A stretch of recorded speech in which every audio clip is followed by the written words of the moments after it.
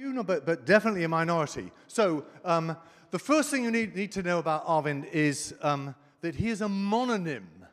Right? He's the only person I know who only has one name, at least the computer scientist. There's this nice retrospective in the magazine called India Diaspora remarked, which I'd not thought of before, but really only rock stars get to have one name, except Arvind. He told me that it gave him a lot of trouble with airlines. But what I didn't know, I would love to have the slides back, thank you. What I didn't know is that it was because he wanted to erase the fact about which caste he was associated with. So it was a principled move, not an idiosyncratic one. So Arvind became a professor at MIT in 1978, which was my second year at Cambridge. Where's John Hughes? We were at Cambridge doing mathematics together. And this was the year after John Backus had given his famous talk, Can Programming Be Liberated from the von Neumann Style, in which he not only said functional programming is the way to go, but also we should design new kinds of computers to execute functional programs, because obviously the instruction set, etc., would be completely different. And Arvind was at the epicenter of that both language and architectural revolution. He led the MIT data flow group, which designed a language called ID and in fact a large chunk of hardware called Monsoon, an amazing achievement. So it was at the time that John and I were just getting out of short trousers. Arvind was at the epicenter of this complete revolution of programming languages and computer architecture. It was wildly inspiring. So he was also at the epicenter of this programming language conference called Functional Programming and Computer Architecture, FPCA, which was a predecessor of ICFP. And the FP and the CA were there together really because of this.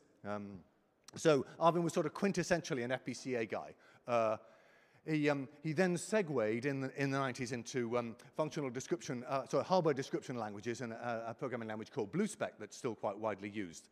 So my first encounters with Arvind were at FPCA, and at that time, this was about in 1985 or thereabouts, I started going to FPCA in Lisbon Functional Programming, and rather cheekily, I would then write to the famous functional programmers, the Arvinds, the David Wises across America, and invite myself to stay with them. And Arvind could not have been more hospitable to this self-invited, just out of short trousers research computer scientist. He would invite me to stay, and I would get to give talks. It was a lovely place, and what I came to realize was that Arvind had created an environment in which other people could grow and flourish. His lab was relaxed, but a sort of intellectual melting pot. It was lovely, and I met a lot of very interesting and smart people there. As you'll see from the personal recollections we're about to hear, Arvind was characterized, I put here, hospitality, humor, humility, hope, and kindness. And I think you'll find that come out through all of the things. We're not going, all of these recollections, we're not going to go through a long list of his technical achievements, more our personal interactions with him. And so he was very important to me as a mentor when I was just starting out in my functional programming career. I just thought I'd leave a picture with you of this. This is Arvind, I think, at his son's fairly recent wedding with his dear wife, Geeta. But I have not actually seen him in real life in a turban, so I was rather delighted to come across this picture. Okay, so we're now going to hear from Leonard and Adam, both of whom have a sort of 2-minute personal recollection, and then we're going to have a video which features, I think, 6 less than 2-minute recollections by computer scientists, functional programmers who could not be here, but you knew Arvind well. And I think you will enjoy all of them. So, Leonard.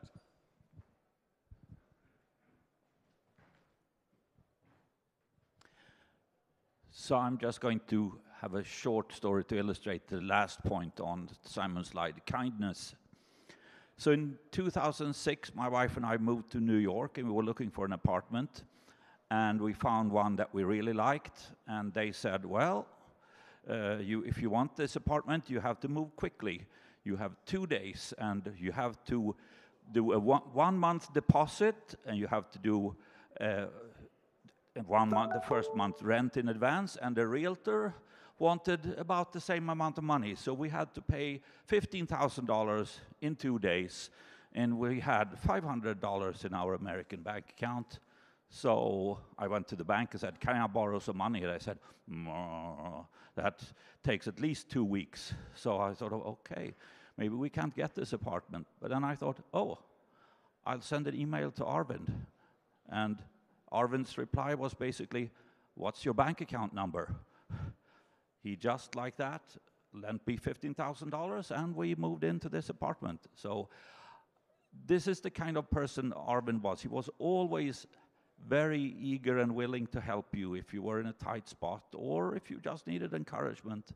And it's a big loss to our community, I feel, to not have Arvind here anymore. He was one of the most positive and kind persons I've ever met.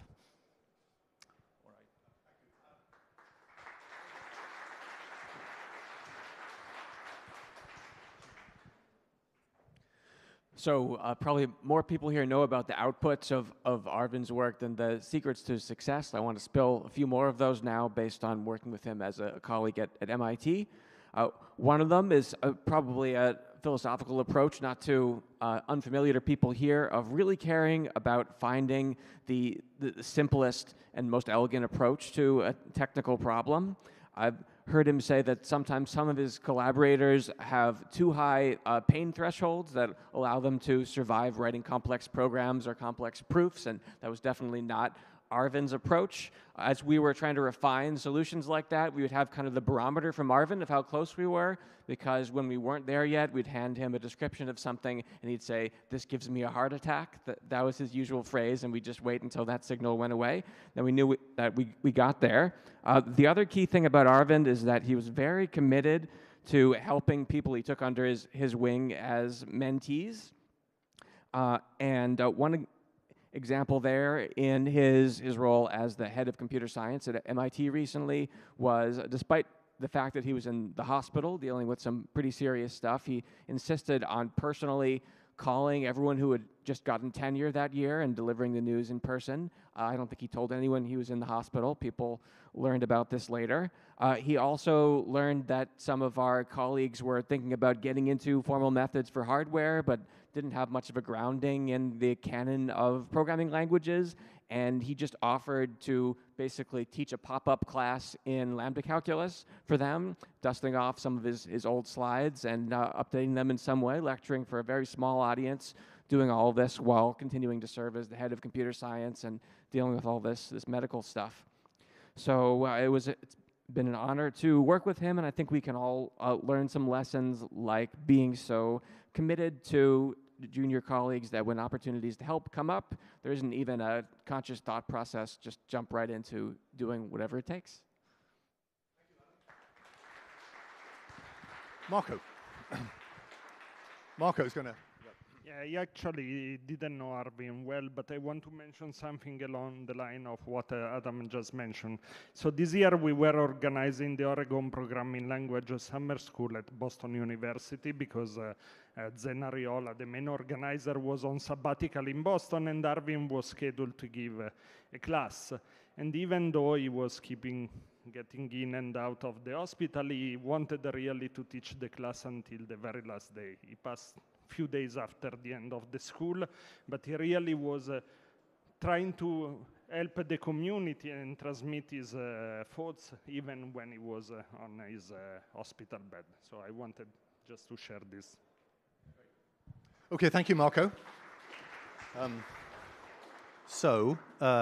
Let's just hear from our colleagues further away. I think we start with Bob Harper.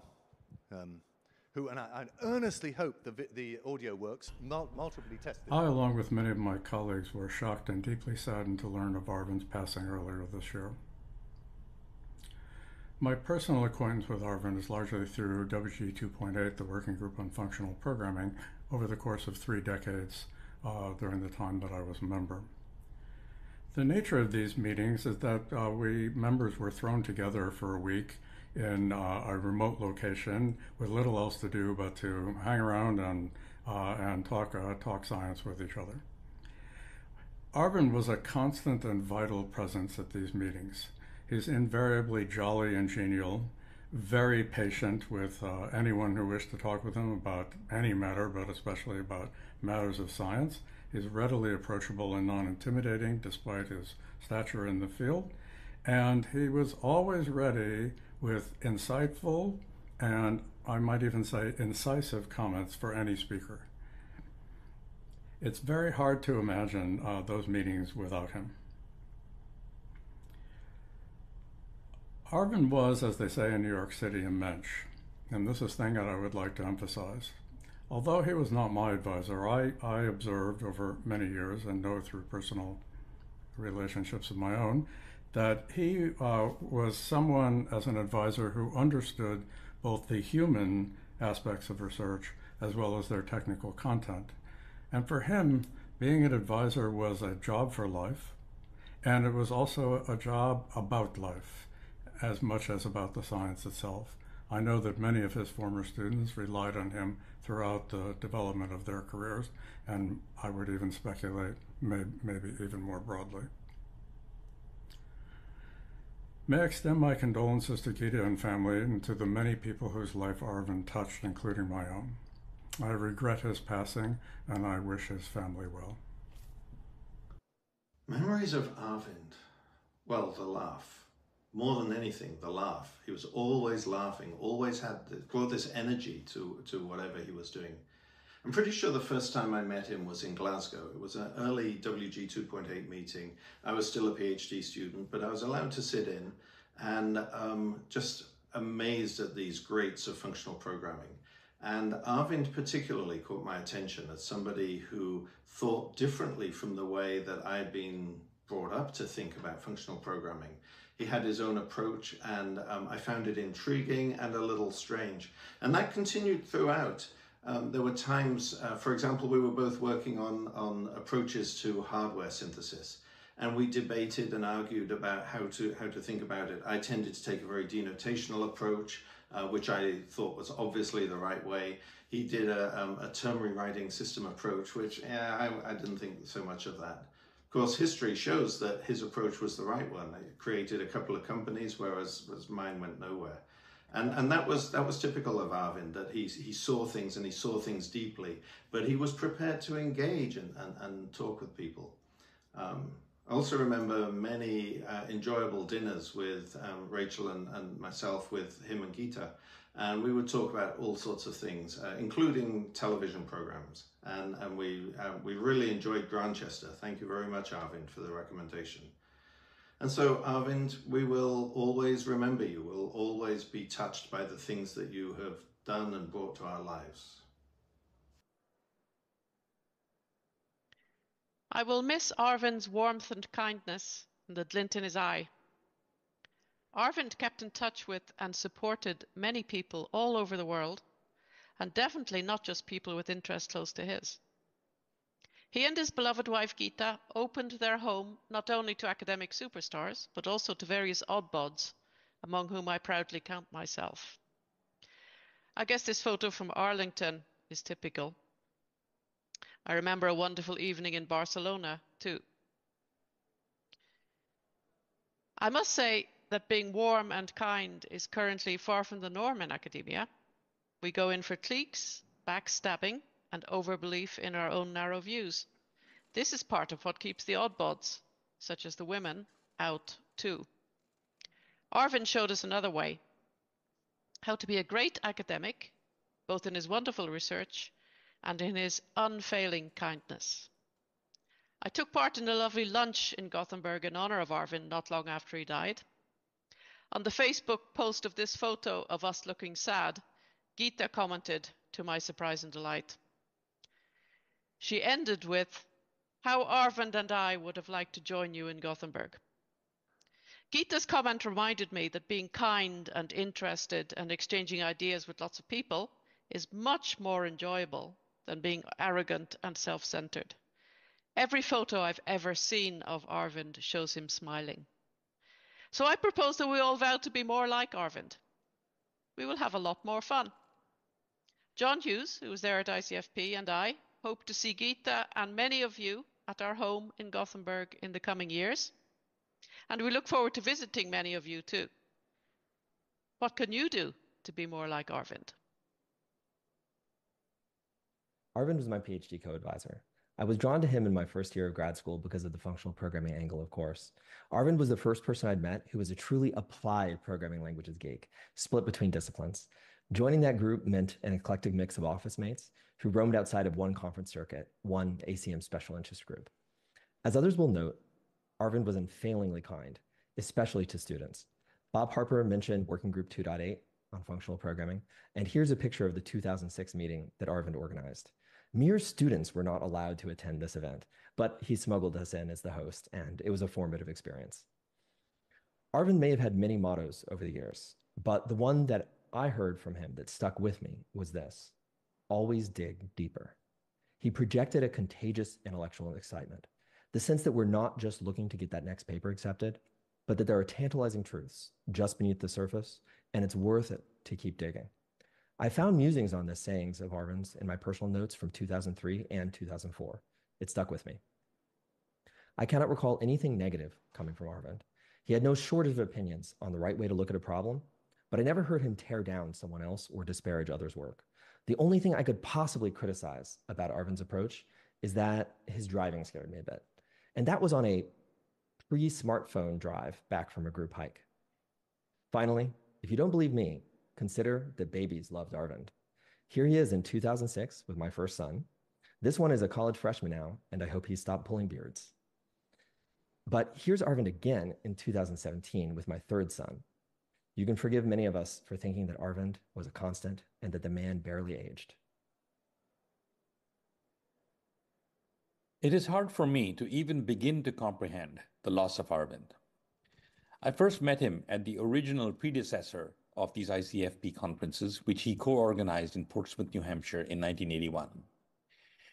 Later, in the later 1980s, I was his faculty colleague at MIT for 8 years. We worked very closely, publishing numerous papers and a textbook together on data flow architectures and parallel functional programming. Our focus was on parallelism for data flow supercomputers and scientific computation, and so we paid much attention to expression and efficient implementation of arrays. Some of these ideas on arrays found their way into Haskell, notably array comprehensions, I structures, and M structures. See Haskell I-vars and M-vars today.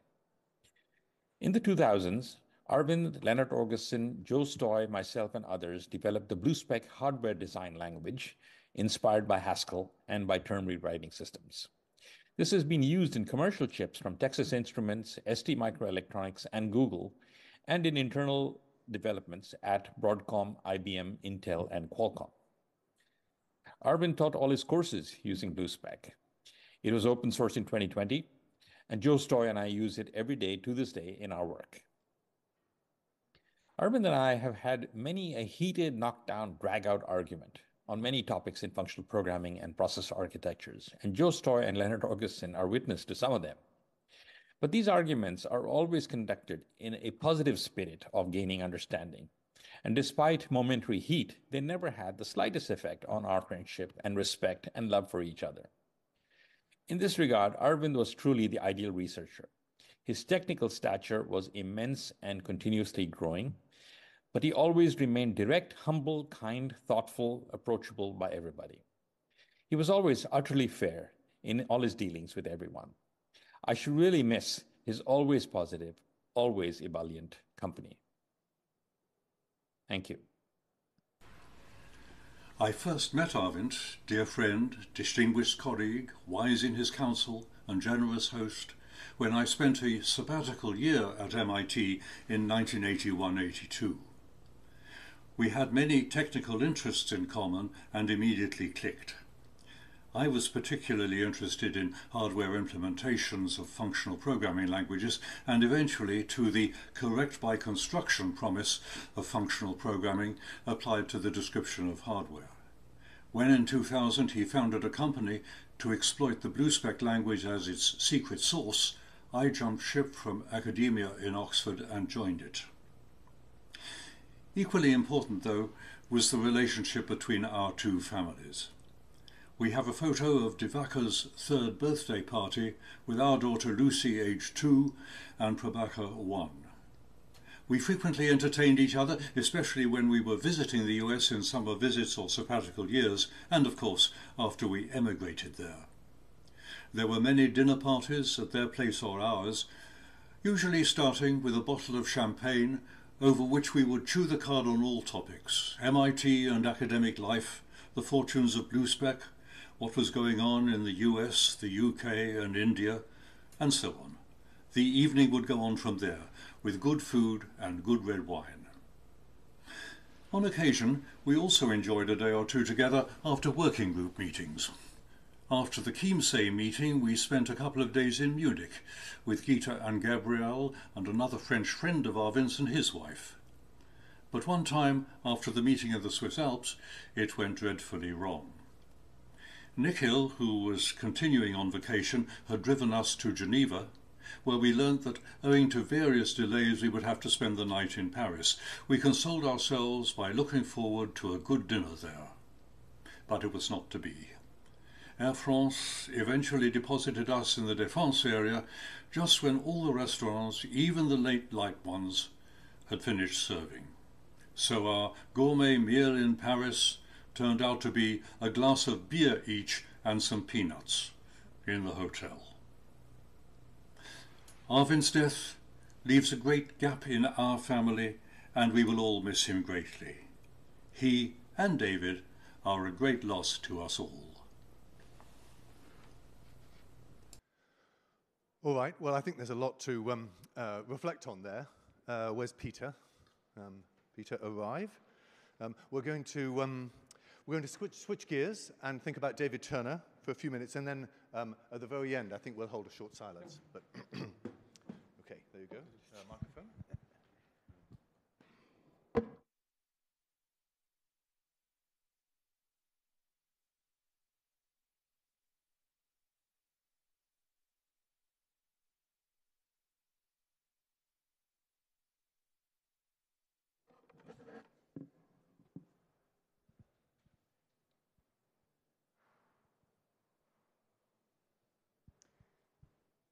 Okay, so yeah, I would like to talk to you about a little bit about David Turner.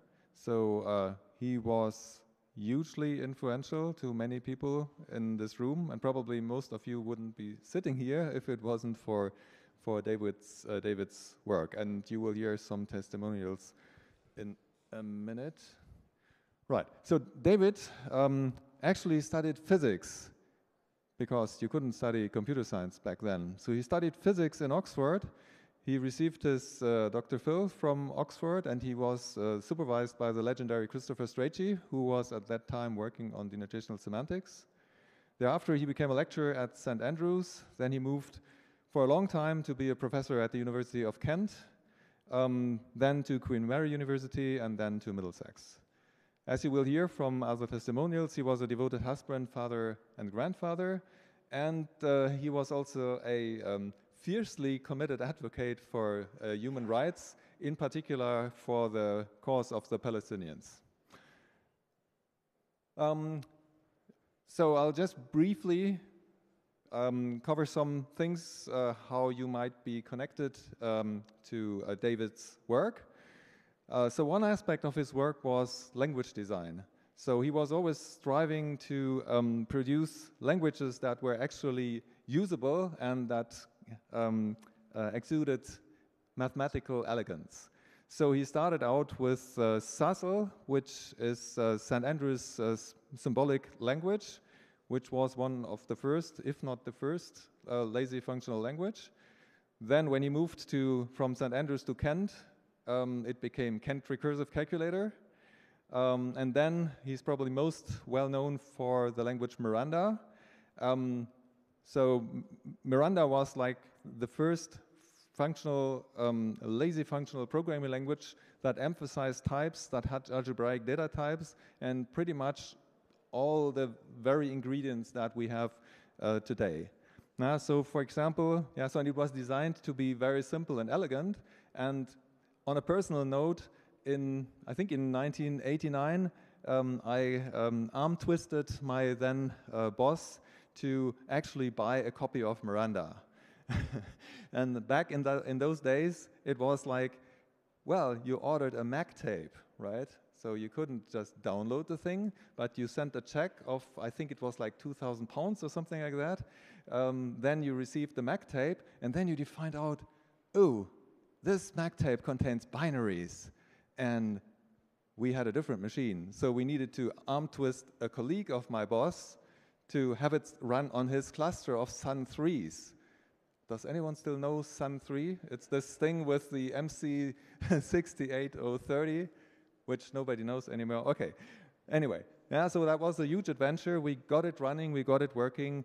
A friend of mine, I think Ralph was also mentioned before, Ralph Hinze, he was supposed to make a statement, but he couldn't do it, unfortunately. He wrote a whole textbook based on Miranda. Then later on, Bird and Wattler used the Miranda syntax, and there it goes. Yeah, and generations of functional programmers were educated with this syntax, essentially. Yeah, and it was kind of strongly anti-Lisp. So I think he also invented this idea of having indentation relevant syntax, the offside rule, which was then taken up by Haskell and which was then brutalized by Python, I guess. Right, and he, of course, I also mentioned this. He emphasized types, and right. The other thing that when did I learn about that? I can't really place it. Anyway, so which was already mentioned in, I don't see, there's Wouter. In Wouter's talk, he looked at this highly theoretical work on combinators and saw, hey, I can use that to actually implement lazy functional programming languages. Yeah, before that, people were looking at graph rewriting of lambda terms and whatnot, and that turned out to be very, very slow. Yeah, so he had this great insight that this theoretical construction, bracket abstraction, that this could be made to use to actually implement the thing. So this was also a great insight to me when I learned about that first. And then it came out, well, you only need a finite number of these combinators. So you could actually put them into hardware. Yeah, and so that's actually here this cooperation with the Burroughs Austin Research Center, where he was looking at kind of innovative hardware architectures to actually bring this to go. Right, and it also led to a long-term link with the University of Texas. So probably other people can say more about this picture. So there was something called Year of Programming in 1990, I learned. Yeah, and Dave Turner was there. You can see him here, second from right. And I think you can see another person right besides him. That's John Hughes. And somewhere there should be Dijkstra. I think this is Dijkstra, right? This is Dijkstra. Yeah, so he was, this was done on the occasion of Dijkstra's move to the University of Texas at Austin. Right, then, well, this didn't finish his work. Later on, he also looked at things like strong functional programming, where every program would terminate. So he was interested in type theory, correct by construction programs, and all that. And I think with this, I should just, oh, there's something more. I should finish on this one, on this nice picture. It should be, Ebro shouldn't be too far away from here, but my Italian geography is not that good. Okay, so now we have a similar structure than before. So now there's some testimonials. So the first one is actually by, let me see, I'm not so fluent with PowerPoint, so probably it will, okay. Does someone know the magic key to flip? Swap display. Just have to get there.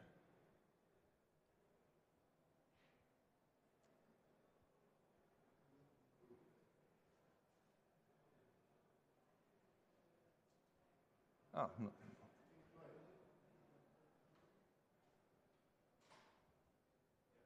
There's my cursor. Sorry about that.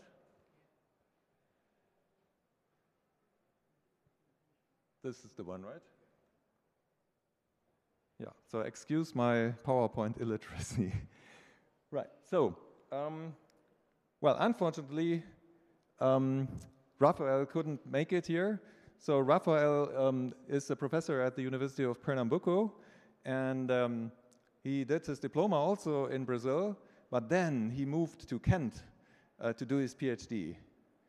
Not with David, but while David was there. So he got to know David pretty well. And I have here a statement, which I can read out for you. So he wanted to prepare a video, but for some reasons we were not able to show it here. So now, paraphrasing Raphael, it's for me an honor and a pleasure to talk about David Turner.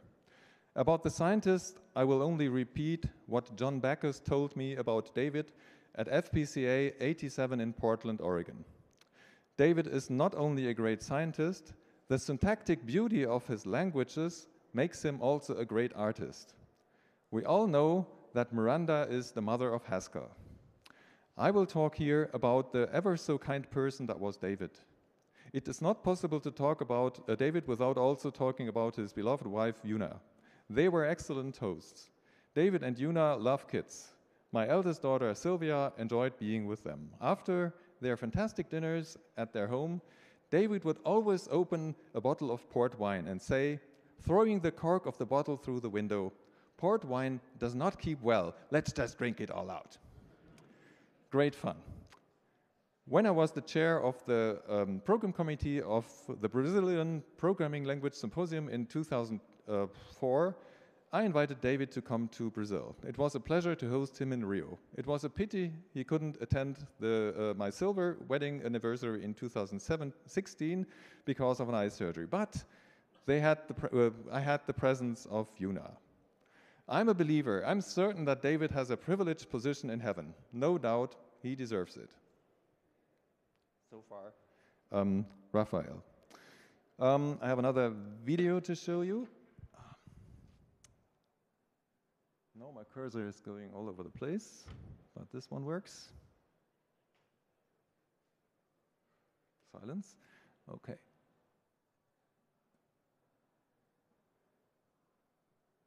Hello, I'm Simon Thompson from the University of Kent. Oh. David, colleague and a very good friend. We worked together for a number of years at Kent, and we've been friends ever since. Just to summarize, David, in 3 key words. First, so obviously the sound doesn't come through? Okay. Yeah, I guess I need to hold the mic there. This is a bit... Hello, I'm Simon Thompson from the University of Kent. David was a colleague and a very good friend to me. We worked together for a number of years at Kent, and we've been friends ever since. Just to summarize David in 3 key words. First of all, declarative. He took the view that a declarative approach to programming was the answer to things like the software crisis that people were discussing. And you could see this in the way that Miranda was designed, and I was particularly lucky to have been able to work with David on the I/O in Miranda, which was based on transforming lazy streams to lazy streams. That was a high point of my career, at least.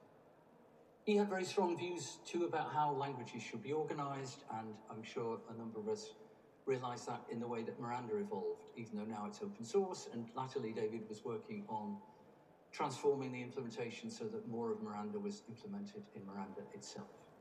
And finally, I'd want to say committed.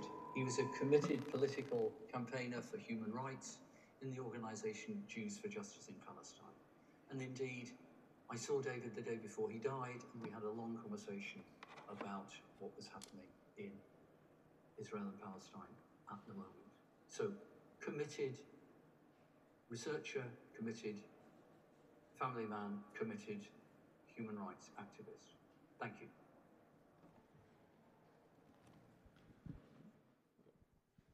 So, Dominic? Yeah, thank you. So that was Simon Thompson, for those of you who don't know, from the University of Kent. As mentioned, David was at Kent for a long time, and where I'm based, and when the sad news was announced by Simon to the staff, there was a sort of a long email thread that went on with people's recollections of David and sort of sharing the sad news. Even once he retired, he was an emeritus professor at Kent, and he was often around, coming to the seminars and taking part. So it was a pleasure to know him over those years. So just to share a few additional, beyond what Simon mentioned, from other staff members. So Richard Jones, who's at Kent, who's well known for work on garbage collection, he said, David was such a nice man and a valued colleague. His languages, Sassel, KRC, and especially Miranda, had a huge influence on PL. He certainly put Kent on the map, and he had a huge influence on my academic career, and without him, I never would have got into functional programming and garbage collection. I owe him a lot. Olaf Chittel, who some of you may know, said that, well, David retired at the same time as I started as a lecturer at Kent. However, I got into functional programming because of him. In my second year of studying in Aachen, we had to do a larger programming project. This was by default in Fortran, but that year, for the first time, a PhD student who had visited Kent often offered an alternative in this unknown and intriguing language called Miranda, and that's how I got hooked. And Andy King commented that it's no exaggeration to say that David's work bootstrapped the programming languages and systems group at Kent. He said, I was very proud to come to Kent as a young academic in the 1990s because Kent was well known for Miranda, as well as Simon's book on type theory. So various other messages of people saying how he'd be extremely sadly missed and what a kind and nice man he was, and had such a big impact on the academic community at Kent and widely with his work on lazy functional programming. Thanks.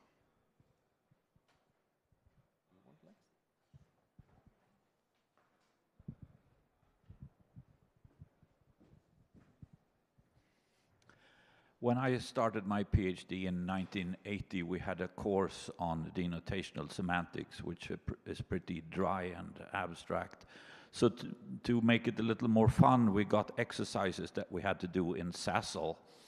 And I was amazed by this strange language. And it actually ran, even though it looked like magic. And a little bit into this, someone said, oh, you should read this paper. It was called A New Implementation Technique for Applicative Languages. It was from 1979, so it was a very new paper at that time by David Turner. And I read this paper and I was blown away. Here's someone who'd taken some weird combinatory logic, something I'd never even heard of, and combined it with graph reduction and turned it into a way to execute functional programming languages. I mean, I went to the library and got this dusty book called Combinatory Logic by Curry and Face. So it was really a fantastic combination. I think it takes a great mind to be able to combine things in that way. And so I think this is why I'm doing functional programming. If I hadn't read that paper, I don't think I would have been doing something else. But just to continue this a little bit, in 1981, we had a meeting at Aspenes where David Turner was, and was also where I met Arvind for the first time. But anyway, on a walk around there, Thomas Jonsson and I asked David Turner, so do you think you could take a program and sort of make special purpose combinators instead of having a fixed set?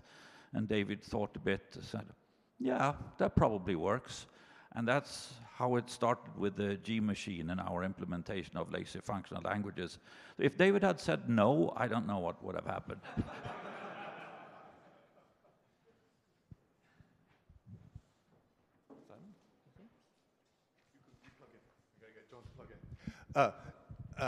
You know those spy movies in which the agent comes up to a computer and plugs in a thumb drive, and then the virus sort of sweeps over the computer and it does something completely different? That is what happened when I read that paper, the very same paper. David Turner's paper plugged into my brain and sort of took over the entire thing. And I was completely dedicated to SK combinators after that. This was while I was at Cambridge. My colleagues built an SK machine, microcoded, that ran combinator programs directly. I have to say, it all turned out to be a bad idea in the end, right? And it took, because SK Combinator is a terribly bad way to run functional programs. It took Thomas and Leonard to set me right. And so then I wrote a book to explain how clever they were. But the other thing that happened with David, so that was a life-changing thing for me, as it was for Leonard. The other thing was that then I was starting as a lecturer at UCL with no PhD and no idea how to do research.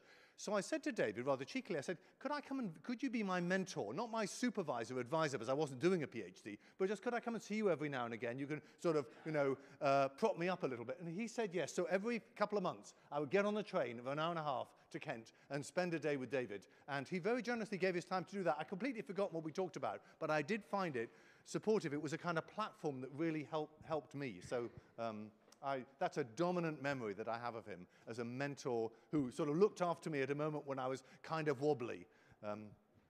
Okay, that's all I wanted to say about David, except that he, and now we're going to get more technical trouble. It's so hard, isn't it?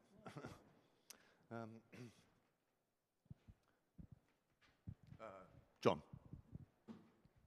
Thank you.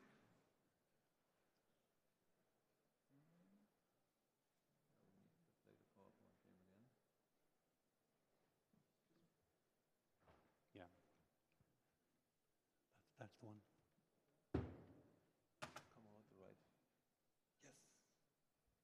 Okay, excellent. So I just want to say a little bit about the impact that David had on my career. So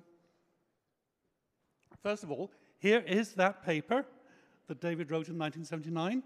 I read it in 1980 in my first term as a doctoral student. And wow, I thought it was amazing.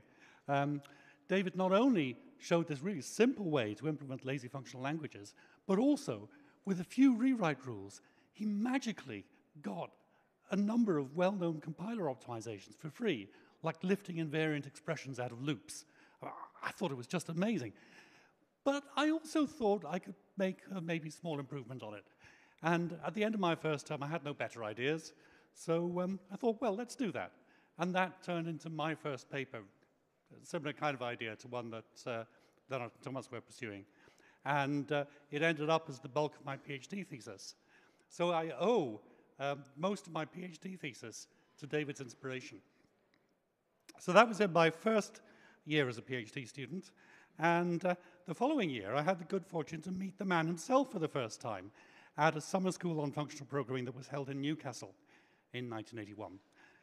And I had a chance to talk about my work with David, and that was really inspiring.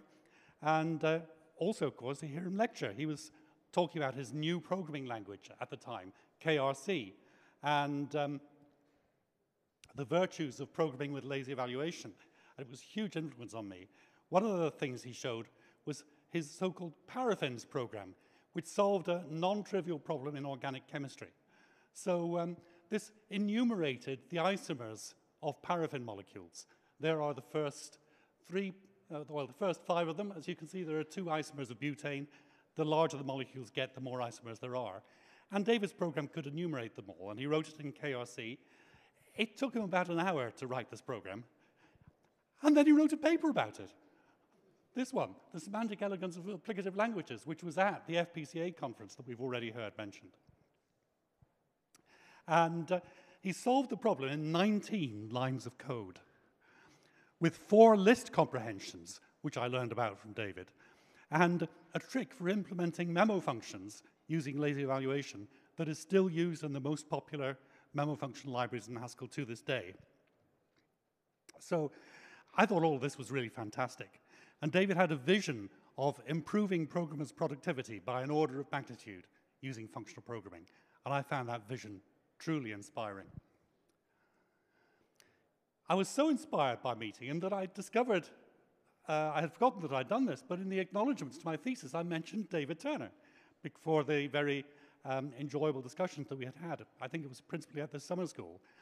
And it was quite a smart move on my part, it turned out, to put this in the acknowledgements, because who did Oxford select as my external examiner? but David Turner. So in the exam itself, I remember it was the British style where you sit in a small room with only 2 other people. David and Richard Bird was my internal examiner, and they mostly treated me very nicely. But I will never forget David leaning over the table and saying, "What is this monstrosity on page 11?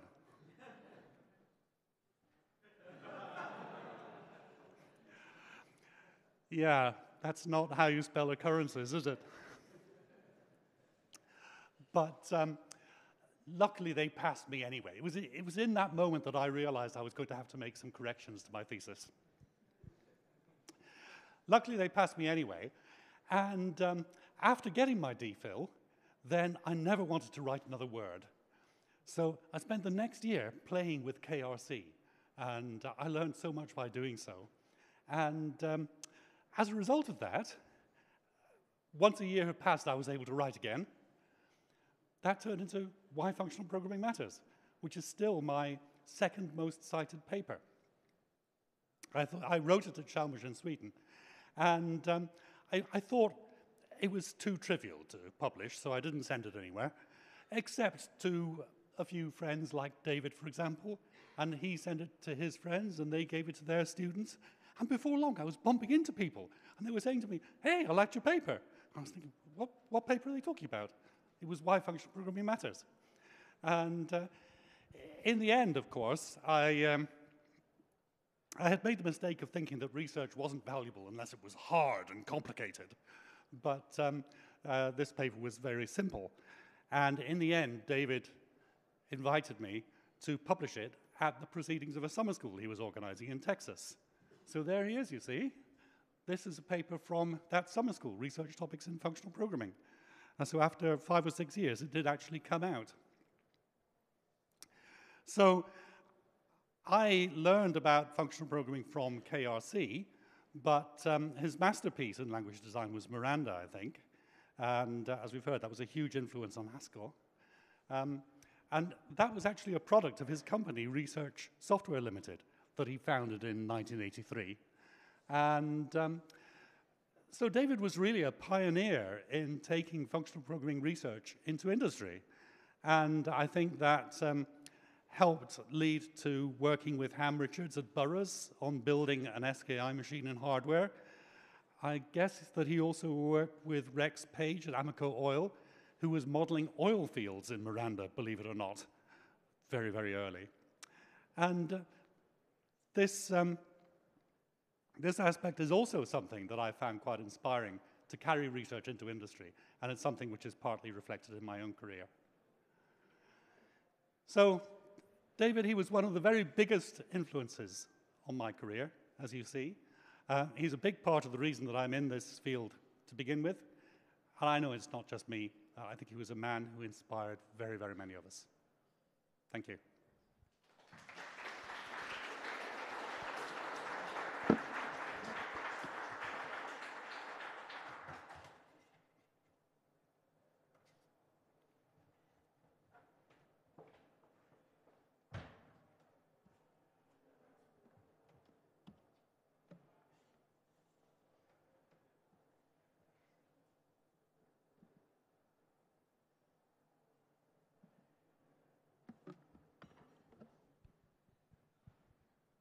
So we will conclude the session by having a few moments of silence to remember David and Arvind.